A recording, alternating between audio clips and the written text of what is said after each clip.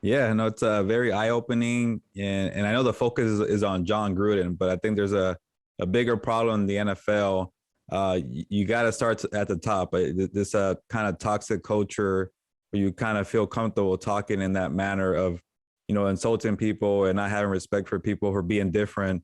You got to start at the top and clean it out, and it's just kind of strange to me that Jon Gruden talks to reporters and the media in a polite way, but when it comes to behind the scenes, he's a different person. So I think just by taking this as a learning lessons for everybody to say, hey, be who you are, be true to yourself, and just kind of to kind of put the politics aside, to put sports aside, just have respect for people and talk kindly of others. Yeah, we're gonna all disagree, but if you have respect for everybody, I think everybody would be okay. But it is a Jon Gruden thing, but overall, I think the NFL is a bigger problem, and hopefully, this kind of starts a shift of changing the culture of how people operate behind closed doors. Because I'm getting tired of talking about this topic, and eventually, you want change.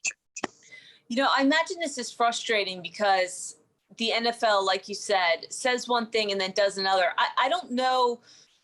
You don't want to put the blame in this particular case, I don't think, on Roger Goodell, because these are comments that are coming out of Jon Gruden's mouth, although he's certainly fallen short, like in key times when it comes to just making sure that the culture has changed.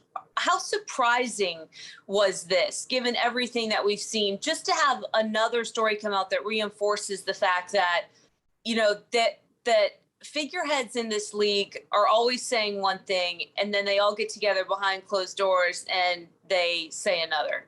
Yeah, the biggest problem I have is that these emails came from the investigation looking into the Washington football team and Dan Snyder, and they kind of they hid that. They didn't want to shed light on that.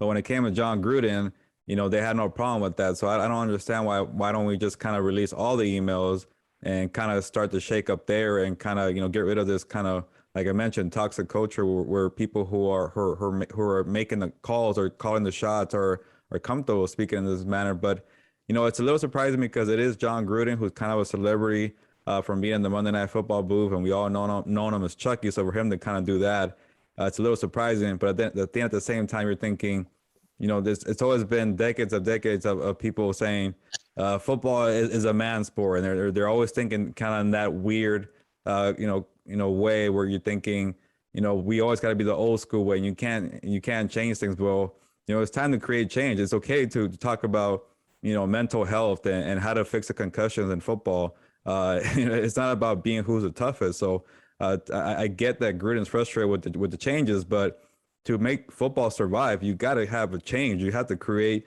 some safety rules and regulation. But the biggest thing is just have respect for people. If you're going to disagree to kind of make football better, that's okay. But overall, just have respect for people and not talk in that manner. And it's just kind of, strange that Gruden decided to talk about it in that way through emails. You got to be smarter than that. But at the end of the day, just don't talk like that and everybody will be okay.